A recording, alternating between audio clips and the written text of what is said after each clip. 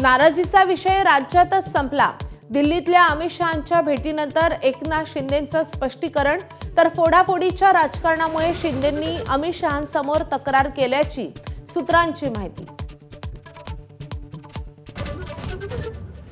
ठाकरे बंधूंचं युतीच्या दृष्टीनं मोठं पाऊल।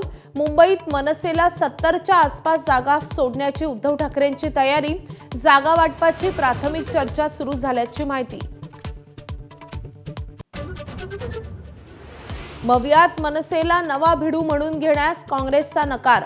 मुंबईत आघाडीसाठी काँग्रेसकडून शरद पवारांना साथ, तर ठाकरे बंधूंबाबतची काँग्रेस राष्ट्रवादीची अंतिम भूमिका आठवड्याभरात ठरणार।